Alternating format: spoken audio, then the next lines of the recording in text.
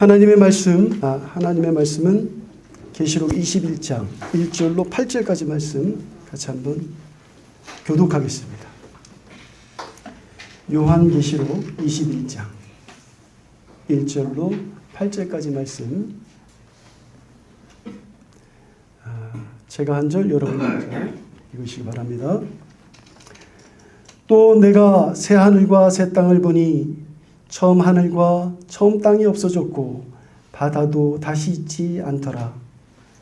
또 내가 보매 거룩한 성 새 예루살렘이 하나님께로부터 하늘에서 내려오니 그 예비한 것이 신부가 남편을 위하여 단장한 것 같더라. 내가 들으니 보좌에서 큰 음성이 나서 가로되, 보라, 하나님의 장막이 사람들과 함께 있으매 하나님이 저희와 함께 거하시리니 저희는 하나님의 백성이 되고 하나님은 친히 저희와 함께 계셔서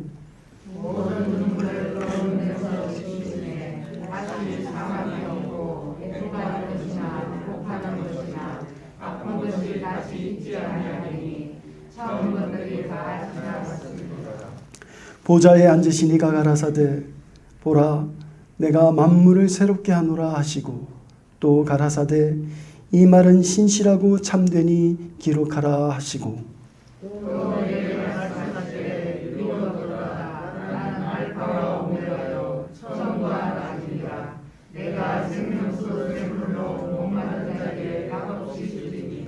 이기는 자는 이것들을 유업으로 얻으리라. 나는 저의 하나님이 되고 그는 내 아들이 되리라. 그러나 두려워하는 자들과 믿지 아니하는 자들과 흉악한 자들과 살인자들과 행음자들과 술객들과 우상 숭배자들과 모든 거짓말하는 자들은 불과 유황으로 타는 못에 참여하리니 이것이 둘째 사망이라. 아멘. 할렐루야. 아멘. 우리 주일 학생이 어저께 그저께 금요일 날서부터 토요일까지 1박 2일의 일정으로 캠프를 다녀왔습니다. 그런데 저렇게 약속을 지키는 친구들이 있어요. 너무 감사합니다. 우리 주일 학생을 위해서 좀 격려의 박수 해주세요. 참 착하고 그렇습니다. 요한계시록에 대해서 지금 말씀을 드리고 있습니다. 우리 성도들이 요한계시록 하면은 굉장히 어려워하는 책, 또 좀 무서운 책. 왜? 전쟁 이야기가 거기 있고, 뿐만 아니라 아주 리얼한, 이미지적으로 좀 리얼한 그런 장면들이 펼쳐지기 때문에 좀 읽기 좀 힘들어하시는 부분이 있습니다. 그러나 1세기에 이 요한계시록을 받은 성도들은요, 당시엔 책이 흔하지 않았기 때문에, 그렇다고 해가지고 유튜브 무슨 동영상을 보는 시대들이 아니었기 때문에 이 말씀이 전해졌을 때 그들의 상상력은 대단히 발달해서 이 말씀을 아주 입체적으로 받아들였습니다. 이 요한계시록을 준 목적은 무엇이냐? 당시에 많은 핍박과 환난을 당하고 있는 그 성도들에게 예수 그리스도, 우리의 구주 예수 그리스도께서 반드시 오신다 하는 그 재림의 소망, 그것을 주고 있는 것입니다. 그러면서 예수 그리스도께서 먼저 죽음에서 승리하신 그 부활의 그 놀라운 능력을 덧입을 것을 고민해주고 있는 말씀이 요한계시록이에요. 그래서 그 1세기 성도들이 그 요한계시록을 계속 모일 때마다 낭송하는 자가 있었고 또 듣는 자가 있었습니다.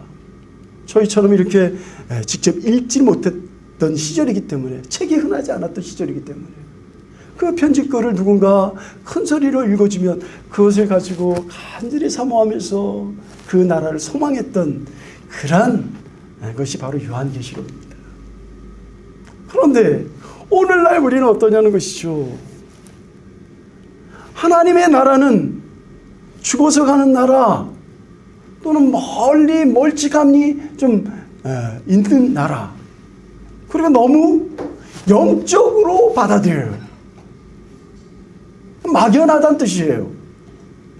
그러나 결코 하나님께서 우리에게 주신 하나님의 나라는요, 그렇게 추상적이지가 않습니다.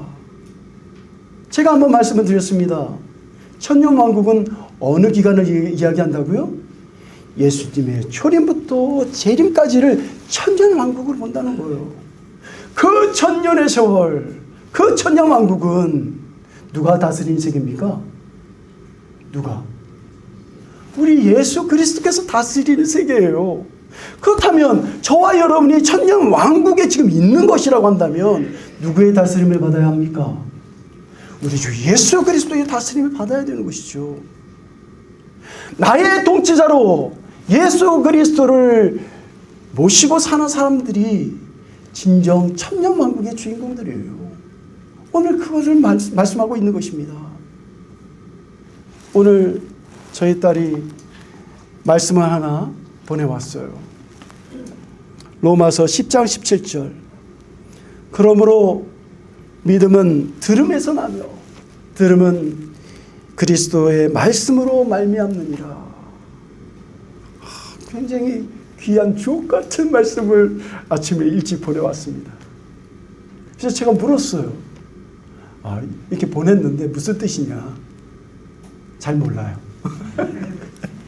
보내긴 보냈는데 이 말씀이 참 좋은 말씀인 것은 분명한데 그 뜻이 뭔지는 잘 몰라. 자, 우리 주일학생 잘 들으세요. 믿음은 어디서 난다고요? 들음에서 난다. 다시 얘기해서 들어야 된다는 거예요. 그러면 그 듣는 것은 도대체 뭘 들어야 하느냐? 아무거나 들으면 되냐? 그게 아니에요. 성경은 분명히 얘기하고 있습니다. 누구의 말씀? 그리스도의 말씀을 들어야지 믿음이 생겨난다는 거예요. 오늘 여러분, 저와 여러분은 하나님 말씀을 들으러 온 거예요. 맞습니까? 아멘. 그렇다면 하나님의 말씀, 그리스도의 말씀이 여러분에게 주어진다면 여러분의 믿음이 한층 더 업그레이드 돼야 돼요. 맞습니까? 맞아요. 나는 믿음이 없어요. 나는 믿음이 없어요. 하는 분이 계시다면 부지런히 하나님의 말씀을 들으시고 난 듣는 것도 부족하시다라고 한다면 또 하나님 말씀을 읽어보시고 하나님의 말씀도요. 요즘에는 얼마나 번역이 잘 되어 있는지 쉬운 성경이라는 게 나왔어요. 네. 쉬운 성경. 지금 우리가 읽고 있는 것은 개역 한글 아닙니까? 이 한글 성경이 아직도 약간 한자어가 많이 섞여 있어요. 그래서 우리 아이들에게 묻는다면 잘 못 알아듣습니다. 그런데 쉬운 성경은 쉽게 풀어놨어요. 네. 그래서 우리 성도들이 만약에 개역 한글이 어렵다고 한다면 쉬운 성경을 찾아서 읽어보시면 쉽게 이해하실 수 있을 것입니다. 제가 설교 중에 쉬운 성경을 곧잘 인용하고 또한 다시 한번 읽어드리는 이유가 거기에 있습니다. 지난 시간에 우리는 어떤 이야기를 했습니까? 예수님의 재림의 때 어떤 일이 일어날 것인가? 저와 여러분은 예수님을 기다리는, 재림의 주님을 기다리는 저와 여러분이 되어야 될 줄 믿습니다. 그렇다면 도대체 예수님의 재림과 함께 이루어지는, 펼쳐지는 세상은 과연 무엇이냐 하는 것을 우리가 어느 정도 짐작해야 돼요. 왜냐하면 오늘 밤이 될지 내일이 될지 1년 후에 될지 그건 알 수 없으나 그날이 호련히 임했을 때 내가 그 나라에 적응하려면은 최소한 우리가 이 주신 말씀을 깊이 헤아리고 그 나라를 묵상하는 것은 대단히 필요할 줄 믿습니다. 이해되시죠? 여러분이 만약에 아파트를 분양을 받았습니다. 그럼 아파트에 들어가시기 전에 뭐부터 보시죠? 모델하우스를 보잖아요. 그렇습니까? 맞아요. 어떤 분은 모델하우스에 가가지고 사진도 찍습니다. 왜요? 그 모델하우스처럼 이제 들어갈 아파트가 주어지기 때문에 그렇습니다. 그래서 그것을 딱 찍어가지고 날마다 보죠. 이 자리에는 뭘 넣고 이 자리에 뭘 넣고 이렇게 구상을 할 겁니다. 마찬가지예요. 우리가 하나님의 나라에 이제 영원히 거하게 될 텐데 그 나라를 우리가 온전히 그려보지 못한다면 그것을 또한 우리의 삶 가운데 그것을 실현하지 못한다면 누리지 못한다면 그거는 이제 그날에 딱 갔을 때 놀랄 수밖에 없어요. 그리고 나하고 안 어울릴 수도 있습니다. 그렇게 되면 곤란하잖아요. 그죠? 그러니까 우리가 주님께서 주시는 그 나라를 이렇게 표현해 놨어요. 네. 새 하늘과 새 땅이 임하게 되어지는데 무엇이 사라진다고 그랬습니까? 이전 하늘과 이전 땅이 사라진다고 그랬습니다. 뿐만 아니라 바다도 다시 있지 않다고 말씀했습니다. 맞습니까? 예. 왜 새 하늘과 새 땅이 임하는데 예수 그리스도의 재림과 함께 새 하늘과 새 땅이 임하는데 이전 하늘과 이전 땅 심지어는 바다 좋아하시는 분도 있는데 바다도 왜 사라지느냐는 거죠. 왜 사라집니까? 옛 질서, 옛 환경이기 때문에 오염되고 그리고 죄악으로 뭉쳐진 그 하늘, 땅, 그 환경, 그 질서이기 때문에 새로운 질서, 또 새로운 환경이 펼쳐지기 위해서는 옛 것이 지나가야 된다는 거예요. 여기서 새롭다라는 의미는 제가 말씀드렸어요. 그냥 시간적으로 우리가 작년에 2022년도를 지나서 2023년을 새해라고 부르는 그 새자는 시간적인 개념밖에 안 돼요. 우리의 삶이 바뀌었습니까? 안 바뀌었잖아요. 물론 마음가짐만 바뀔 수가 있습니다. 그러나 환경은 바뀐 게 없어요. 날짜만 바뀐 것이지. 그러나 이제 예수 그리스도의 재림과 함께 오는 새하늘과 새 땅은 질적인 변화라는 거예요. 이전 것은 다 사라지는, 오염되고 잘못되고 어그러지고 불완전한 그 모든 환경과 질서는 모두 물러가고 새로운 질서, 정말 완전한 우리가 영원히 살 수 있는 그 쾌적한 곳으로 변화되어진다라는 말씀입니다. 특히 바다가 없어진 이유에 대해서는 말씀드렸습니다. 성경에서 바다는 무엇을 상징한다고요? 맞아요. 악의 근본을, 악의 근원지를 상징하고 있습니다. 그 바다는 고대인들에게서는 희면, 정말 두려움의 대상이었어요. 거기는 누가 있느냐? 다 죽은 사람들이 거기에 있다고 생각을 했습니다. 그런데 새하늘과 새 땅에 임하니까 그 바다도 사라진다. 너희들의 두려움의 대상 그것도 없으실 거야 라고 말씀하시는 것입니다. 뿐만 아니라 없어지는 것이 또 있었죠.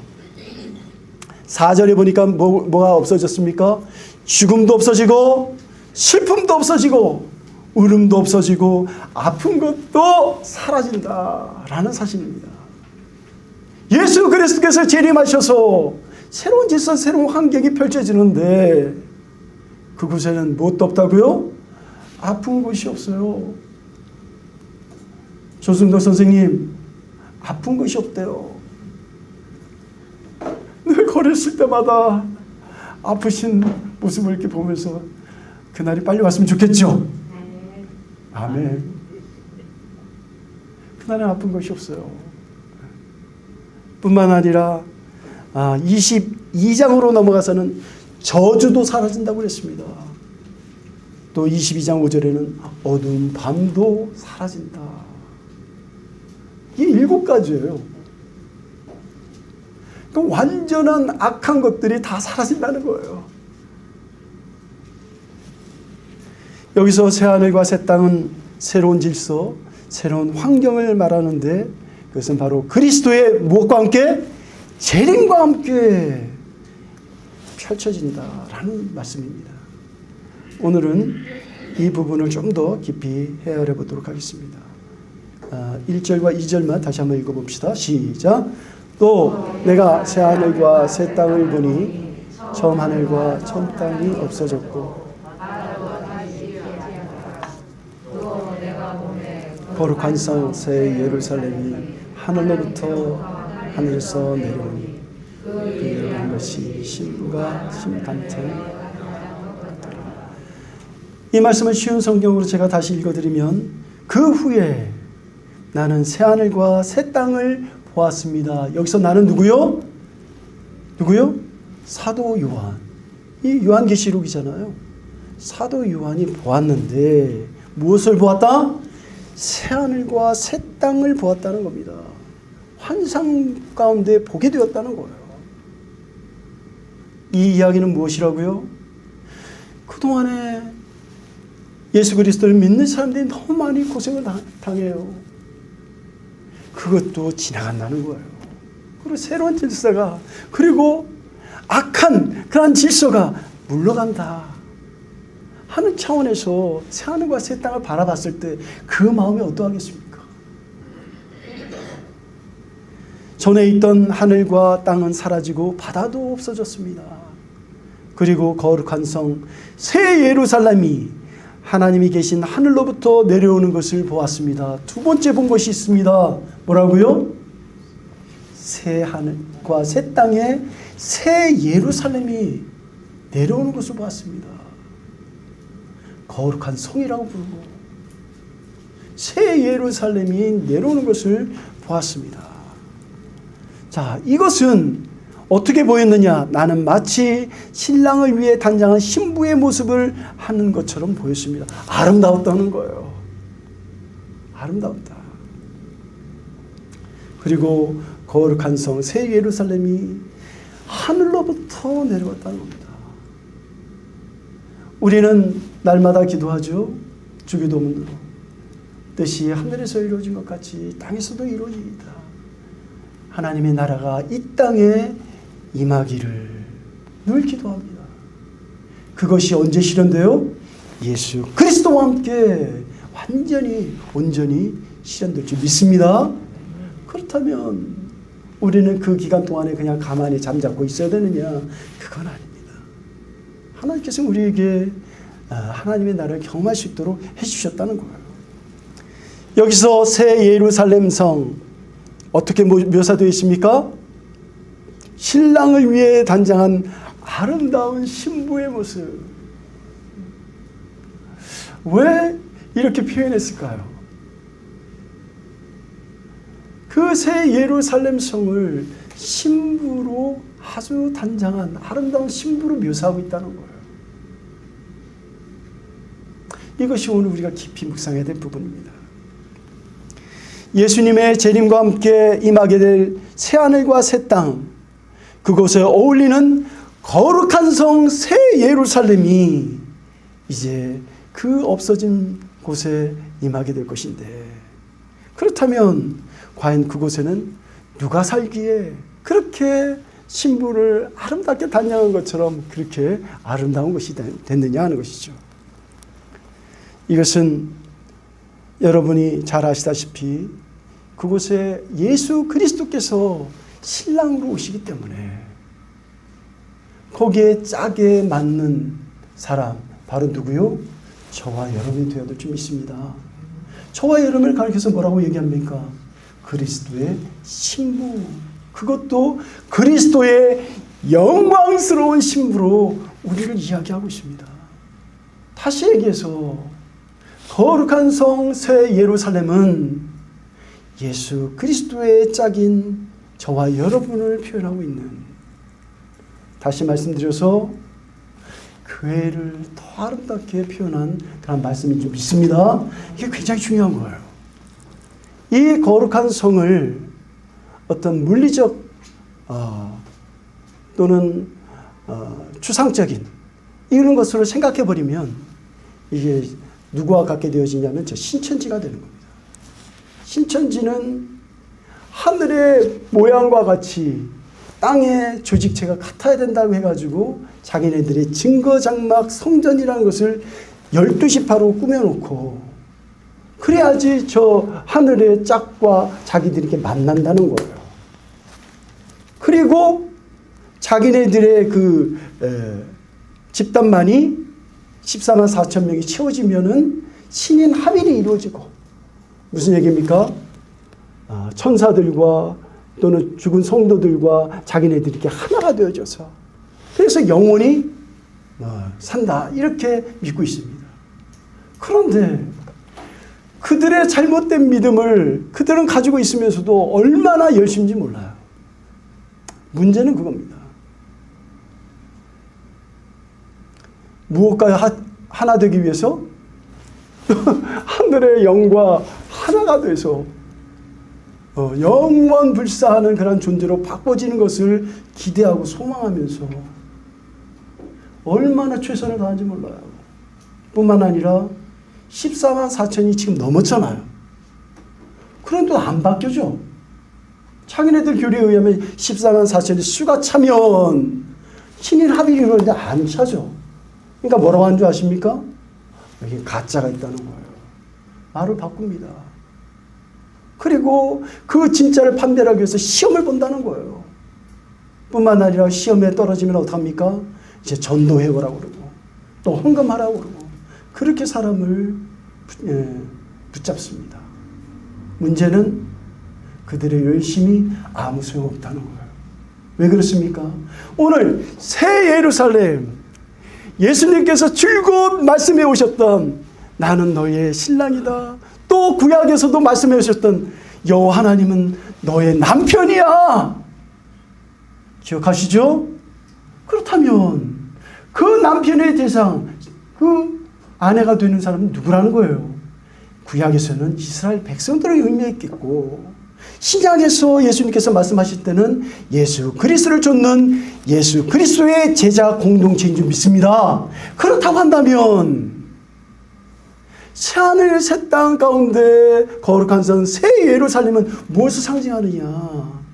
바로 예수 그리스도의 아름다운 신부, 거룩한 교회 공동체를 상징하는 줄 믿습니다. 따라서 새 예루살렘 성에 누가 거하겠어요? 예수 그리스도의 신부들, 예수 그리스도의 짝, 그들이 거기에 거하게 될 것입니다. 믿습니까? 그런데 그러지 못하는 자들이 있다는 거예요. 어울리지 않는 자들이 있다는 겁니다. 5절과 8절을 다 함께 읽어보겠습니다. 시작. 보좌에 앉으신 이가 가라사대 보라 내가 만물을 새롭게 하노라 하시고, 또 가라사대 이 말은 신실하고 참되니 기록하라 하시고, 또 내게 말씀하시되 이루었도다.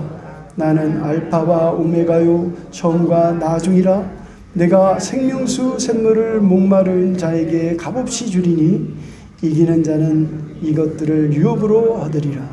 나는 저의 하나님이 되고 그는 내 아들이 되리라. 그러나 두려워하는 자들과 믿지 아니하는 자들과 흉악한 자들과 살인자들과 행음자들과 숫교객들과 우상숭배자들과 모든 거짓말하는 자들은 불과 유황으로 타는 모세에 참여하리니 이것이 둘째 사망이라. 새하늘과 새 땅, 그리고 아름다운 신부처럼 보여지는 새 예루살렘 성, 거기에 걸맞지 않는 사람들을, 그 리스트를 쭉 나열하고 있어요. 우리는 이 리스트를 보고서 우리 자신을 돌이켜봐야 됩니다. 이건 나하고 관계없는 것이야 생각하지 마시고, 혹시 내 안에 이러한 어울리지 않는, 하나님의 나라와 어울리지 않는 그런 모습은 있지는 않는지 우리가 꼭 지켜봐야 되고, 또한 그것이 있다면 철저히 회개하는 저와 여러분이 되기를 원합니다. 자, 그렇다면 하나씩 살펴보겠습니다. 8절. 어떤 자들이 어울리지 않는 자입니까? 두려워하는 자. 맞습니다. 여러분, 두려워하는 자라는 것은 왜 이거를 먼저 했을까요? 왜 먼저 했죠? 당시에 너무나도 큰 핍박이 있었기 때문에 그 핍박을 피해서 다시 배교하는 사람들이 있었습니다. 그 사람들을 이야기하는 거예요. 배교자들. 비겁한 자라고 표현할 수도 있습니다. 그들이 먼저 그 나라에 어울리지 않는 사람이라고 이야기해주고 있어요. 참 놀랍습니다. 두 번째는 어떤 사람입니까? 믿지 않는 자, 신실하지 않는 자. 여기서 믿음이라는 것이 무엇이냐 하는 것을 다시 한번 우리가 생각해 봐야 돼요. 그래서 제가 우리 예언이한테 이야기했어요. 믿음, 뭘 믿는데? 그러니까 잘 그것도 대답을 못 합니다. 뭘 믿는데? 자, 우리 주일학생, 뭘 믿는데? 우리가 믿음을 가져야 되잖아. 어? 뭘 믿는데? 예수님이 나의 구주이심을, 예수님이 그리스도이심을, 예수님이 유일한 나의 구원자 되심을 믿는 것이 진정한 믿음이에요. 믿으시기 바랍니다. 근데 그 믿음을 가지지 못했다는 이야기는 다른 것을 의지했다는 거예요. 잘 들으세요. 나는 입술로는 주여 주여 하면서 예수님을 믿노라고 하면서 나의 삶은 그것과 동떨어진 삶, 예수님을 믿는다고 입술로는 이야기하면서 다른 것을 의지하는 삶, 그건 신실하지 못한 자예요. 믿지 않는 것과 같습니다. 그래서 믿음은 무엇입니까? 명사가 아니라 동사라고 했습니다. 믿음에는 반드시 삶이 따라와야 되는 거예요. 내가 믿는지 안 믿는지 어찌하느냐, 내가 믿음의 삶을 살고 있느냐 안 살고 있느냐, 그것으로 알 수 있는 거예요. 막연히 믿고 내가 마음으로 믿어요. 그걸로 끝나는 게 아니라는 사실이에요. 정말 예수 그리스도를 믿는다고 한다면 그 믿음에 목숨을 거는 그런 신자가, 그런 성도가 진짜 성도라는 거예요. 믿으시기 바랍니다. 그 얘기하는 거예요. 또한 어떤 자들이 어울리지 않는 자입니까? 가증한 자, 흉악한 자, 악을 행하는 자, 다 똑같은 말이에요. 악을 행하는데 전혀 꺼리낌이 없어. 하나님의 싫어하신 일을 행함에 있어서 전혀 두려움이 없어. 문제라는 거예요. 저는 어저께 우리 아이들의 점심을 준비하기 위해서 먼저 그 자리를 조금 맡으러 갔어요. 늘 그러니까. 저도 그냥 보통 때는 다른 사람이 하겠는데, 그날은 제가 이제 우리 아이들의 식사 자리를 좀 마련하기 위해서 먼저 가서 자리를 만들었습니다. 그런데 또 다른 그룹이 있었어요. 그 사람들이 이제 자리를 했는데도 자리가 부족했던 거죠. 자리를 달라고 하는데 제가 곧 온다고 하면서 양보를 못했어요. 왜 그랬을까? 그냥 줄 걸. 우리 아이들에 대한 그 생각 때문에 그걸 놓쳐버린 거예요. 그냥 양보하고 또 비켜나면 또 앉을 수 있도록 했어야 되는데, 제가 와가지고 사모한테 그 얘기를 했어요. 너무 후회스럽다. 우리 아이들 생각만 하고 그들이 자리가 없어가지고 말이지 식판을 들고 이렇게 서 있는데 그걸 내가 왜 허용을 안 했을까? 그런 아픔이 생기더라고요. 무엇이냐? 하나님의 사람은요, 아주 작은 것에 민감해져요. 잘못하는 것이 있으면 그게 늘 캥겨요. 그걸 회개하지 않으면 않을 수 없어요. 불편해서. 그런데 하나님의 사람이 아닌 사람들은 그 이기적인 그 마음 때문에 그런 것조차도 죄책감이 안 들어옵니다. 그게 문제예요. 미국 사람들 딱 보면요, 어디나 가든지 인사하고 땡큐가 그냥 입에 붙어 있어요. 그리고 쏘리, 조금만 스치고 딱 지나갔는데 쏘리 한단 말이에요. 근데 우리 한국 사람들은 감사도 인색하고 또 잘못했다 하는 것도 인색하고, 이게 또 한국 사람이에요. 우리가 그리스도의 문화, 기독교 문화를 만들어간다는 것, 이것은요, 섬세한 선을 이뤄가는 것입니다. 그러한 저와 여러분이 되어야 될 줄 믿습니다. 그래야지 그날에 어울린 사람이 되는 거예요. 또한 어떤 사람입니까? 흉악한 자들, 또한 가증한 자들, 악을 행하는 사람 얘기했죠. 그 다음에 살인자들. 예수님께서 말씀하셨습니다. 칼로 이렇게 사람을 해하는 것만 살인이 아니다. 모두 살인이다? 미워하는 마음. 그 살인의 동기가 되어지는 미워하는 마음도 살인행위다라고 말씀하신 게 우리 예수님이에요. 그러니까 다른 사람들을 미워하는 마음이 생기면은 죄책감이 드는 것이 당연한 것입니다. 근데 난 죽이지 않았기 때문에, 실제로 그를 상해하지 않았기 때문에 나는 외로운 사람이야 라고 이야기한다면 그건 아니에요. 그러한 사람은 그 나라에 어울리는 사람이 아닌 것입니다. 살인자들 그날에 어울리지 않고요. 또한 어떤 자들이 어울리지 않습니까? 음행하는 자들, 행음하고 성적 타락하고 음란한 자들. 요즘 여러분 유튜브 보면요, 우리 아이들한테도 지금 이게 걸러지지 않고 있어요. 애들이 서로 음란한 것을 서로 이렇게 공유하고 있습니다. 정말 깜짝 놀랐어요. 그것이 죄악인지도 모르고 동성간에 이거 음란한 거 서로 공유한다니까요. 그런 세상에 살고 있어요. 하나님께서 싫어하시는 성적인 타락을 아이들이 공유하고 있다니까요. 정말 심각한 때예요. 뿐만 아니라 마술쟁이, 여기 술객이라고 되어 있는데 마술이에요. 마술 좋아하죠? 행사 때마다 교회에서도 마술 쇼를 해요. 이거 정말 하나님께서 싫어하시는 일입니다. 마술이 왜 하나님께서 싫어하십니까? 눈속이기 때문에 그래요. 뭐 때문이라고요? 사람을 눈속이만 하는 것이 마술이기 때문에 그래요. 결코 하나님께서 기뻐하지 않는 일입니다. 즐거워할 일은 할지 모르지만 하나님께서 싫어하시는 일입니다 하는 이야기죠. 뿐만 아니라 우상숭배자들 이야기하고 있습니다.